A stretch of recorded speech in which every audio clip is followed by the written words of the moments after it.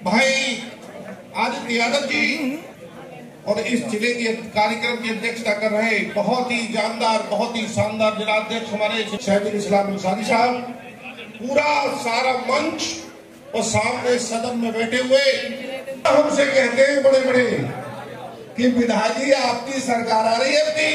हमने बात खत्म करता हूँ एक शेर के साथ। लेता हो जहाँ सिस्कियां मुफलिस कर तने लागर, लेता हो जहाँ सिस्कियां मुफलिस कर तने लागर, मैं ऐसी हुकूमत का पिंडार बदल दूंगा और फले न दूंगा बदल दूंगा। बहुत बहुत शुक्रिया, बहुत बहुत धन्यवाद। अभी सब लोग जितने खाएगा और जो खाली कुर्सी उनमें बैठ जाए, खड़े ना हो, खाली कुर्सी पूरी भर दे। और ये सेंट्रल प्रकोष्ठों के साथी कहाँ हैं? जाइए खाली कुर्सी भरवाइए। इन कंपनियों को भी एक ही दो पूंजीपतियों को बेचकर इसको भी खत्म करने का काम भारतीय जनता पार्टी। आप देखिए यूरिया डीएपी का कितनी महंगाई है। यहाँ बैठे हो किसान, आप बता दो 1710 से नीचे की बोरी आपको नहीं मिलेगी। नहीं, डीएपी की आप बता दो, यूरिया की तो आप बता ही रहे, अभी यूरिया तो मिलेगी नहीं, खत्म होगी यूरिया तो मिलेगी नहीं आपको। और उसके ऊपर से पहले यूरिया अपनी लेने जाओ, एक कट्टा यूरिया का ले को तैसे तैसे 2 बोतल और दे देते हैं, अब वो भी खरीदो नैनो यूरिया। तो अपनी सारी योजनाओं को आपके ऊपर थोपने का काम। बरेली में आज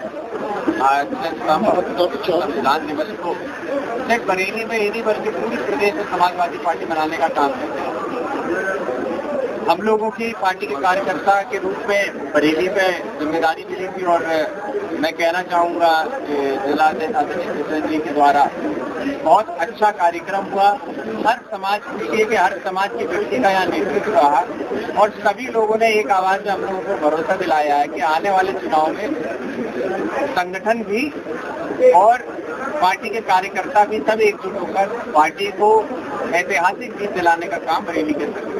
इस तरह से स्कूल मर्ज किए जा रहे हैं, उसको लेकर आप देखिए, स्कूल जहाँ तक मर्ज करने की बात है, इसके ऊपर बहुत तरीके से सवालिया निशान खड़ा होता है कि जो स्कूल मर्ज किए जा रहे हैं, जैसा मैंने कहा कि क्यों ऐसा दिखता है कि वो पीडीए के ही जो परिवार के लोग हैं उन्हीं क्षेत्रों में जो ये स्कूल बने हुए हैं वहीं के स्कूलों को क्यों मर्ज किया जा रहा है।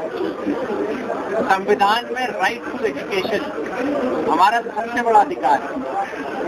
आज आप स्कूलों को बंद कर उनको दूर पहुंचाकर क्या लोगों को राइट टू एजुकेशन जैसे अधिकार से भी वंचित रखना चाहते हैं। वहीं जहां मर्जर की बात हो रही है, ऐसे शिक्षा से जुड़े हुए अध्यापक और अन्य लोग जो शिक्षा के क्षेत्र में काम करते हैं, उन लोगों का मर्जर के बाद क्या होगा, उन लोगों के ऊपर अभी तक कोई भी स्पष्टीकरण सरकार नहीं दे। तो ऐसे में सवालिया निशान खड़ा होता है कि शिक्षा को खत्म करके क्या एक बार हमको फिर भूतकाल में ले जाने का काम भारतीय जनता पार्टी का। बरेली के मौलाना है जो अखिलेश यादव पर सवालिया निशान खड़ा कर रहे हैं कि मस्जिद में बैठ के मीटिंग की है, उसको लेकर आप किस तरीके से देखिए, किसने कहा कि मस्जिद में बैठ के हम मीटिंग नहीं कर सकते, किसने कहा कि हम मंदिर में बैठ के लोगों से कर नहीं सकते मीटिंग नहीं कर सकते। ये सारी बातें भ्रमित करने वाली है। जानना आज जरूरी ये है कि हमारा आपका सबसे बड़ा अधिकार शिक्षा का, हमारा आपका सबसे बड़ा अधिकार अपने नेता, अपनी पार्टी, अपनी सरकार चुनने का। आज बिहार में क्या हो रहा है, इतने लाखों लाख वोट काटे जा रहे हैं, उसके ऊपर सरकार आज भी जवाब नहीं दे पा रही है। मैं तो जब मीडिया के चैनलों को देखता हूं तो हम लोगों को भी सूत्रों के हवाले से खबर मिलती है। क्यों नहीं चुनाव आयोग के मुख्य अधिकारी आगे आके इस बात को स्पष्ट करने का काम करते हैं, क्यों सूत्रों के हवाले से ही खबर चलाने का काम होता है। तो जो काम सरकारों को करना चाहिए वो ना कर सभी लोगों को भ्रमित करने का काम सरकार करे। बरेली में एक टीचर है जिन्होंने कावड़ यात्रा को लेकर एक कविता लिखी, उस पर भी उनको घेरा गया, सरकार ने घेरा। किस तरीके से आप देखते हैं, अखिलेश यादव जी ने उनको समर्थन दिया। देखिए, जाति धर्म को लेकर के सबसे पहले बातचीत करना ये कहीं का भी सही नहीं, लेकिन अगर किसी अध्यापक ने कोई अपनी मंशा या अपनी बात रखी है तो उसी तरीके से कॉन्ट्रेरी कई लोग अपनी और बातें भी रखते हैं, तब वहाँ पे कोई कार्रवाई क्यों नहीं हो पाती? मस्जिद में जो जाति धर्म के नाम पर लोगों के साथ अभद्रता की जाती है। कावड़ में हम लोगों की भी आस्था है, सालों साल से भूतकाल से चलती आ रही है कावड़, हम लोग जानते भी नहीं।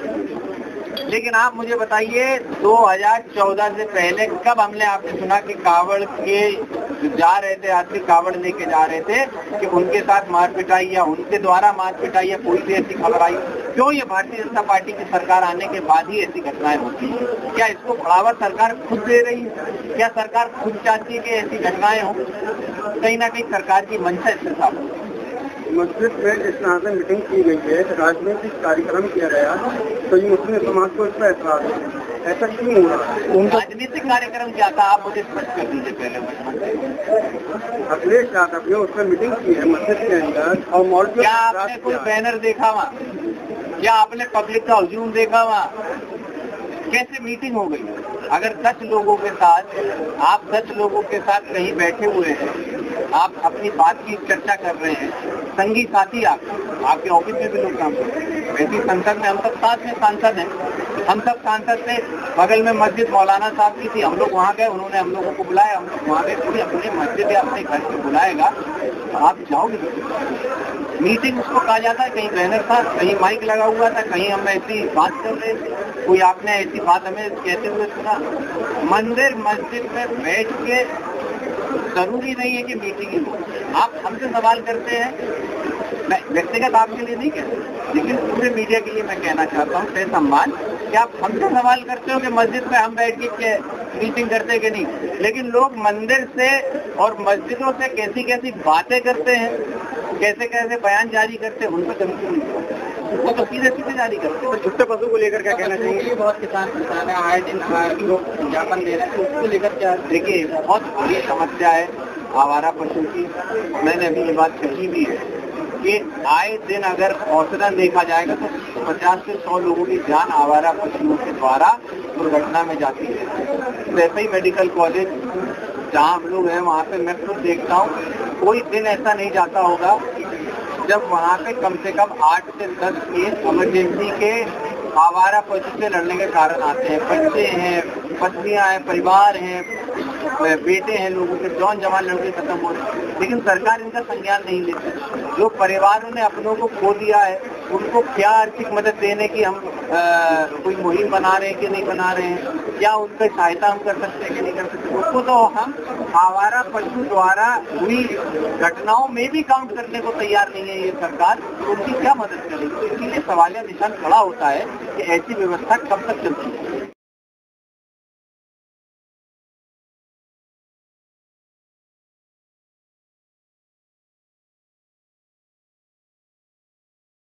आज उनकी जो दुर्दशा है,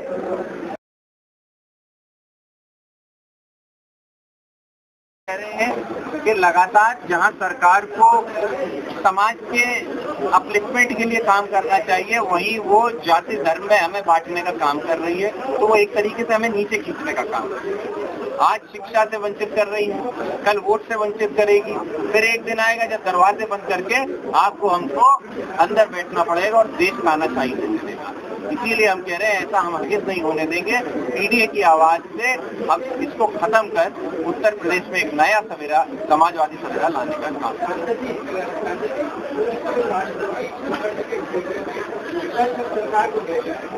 करें।